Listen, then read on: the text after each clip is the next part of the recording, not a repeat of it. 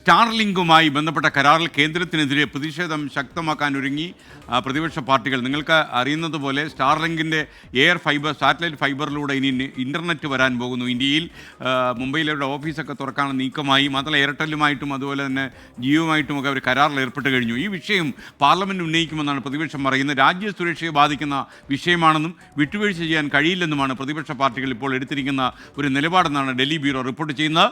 വിനീത V G വിവരങ്ങളുമായി ചേർന്നു. വിനീത, good morning. പറയൂ വിശദാംശങ്ങൾ.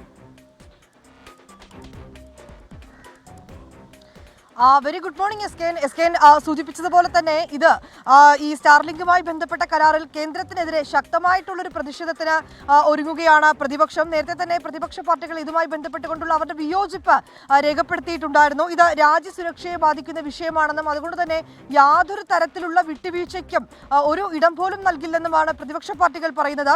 ഇപ്പോഴിത് പാർലമെന്റിലേക്കടക്കം ഈ വിഷയം കൊണ്ടുവരുന്നതിനും അത് ചർച്ച ചെയ്യുന്നതിനുമായിട്ടുള്ളൊരു സാധ്യത കൂടി തേടുക തന്നെയാണ് പ്രതിപക്ഷ പാർട്ടികൾ. തിങ്കളാഴ്ച ഒരുപക്ഷെ പാർലമെന്റിൽ ഈ വിഷയം കൊണ്ടുവരാൻ തന്നെയാണ് ഈ പ്രതിപക്ഷ പാർട്ടികളുടെ നീക്കം. ഒപ്പം തന്നെ ഈ തന്ത്രപ്രധാനമായ ഉപഗ്രഹ സ്പെക്ട്രത്തിൽ വിദേശ കമ്പനികൾക്ക് പങ്കാളിത്തം നൽകരുതെന്ന് നേരത്തെ തന്നെ ഈ പ്രതിപക്ഷ പാർട്ടികൾ ആവശ്യപ്പെട്ടിട്ടുണ്ടായിരുന്നു.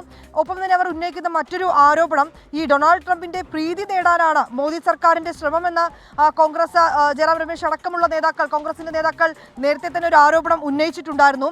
ഉപാധികളോടെ 5 വർഷത്തേക്ക് ഈ സ്റ്റാർലിങ്കിന് അനുമതി നൽകാനാണ് കേന്ദ്രത്തിന്റെ നീക്കം. ഇതിനെതിരെ ശക്തമായിട്ടുള്ള ഒരു പ്രതിഷേധത്തിന് കൂടിയാണ് ഈ ഘട്ടത്തിൽ പ്രതിപക്ഷ പാർട്ടികൾ ഒരുങ്ങുന്നത്. S K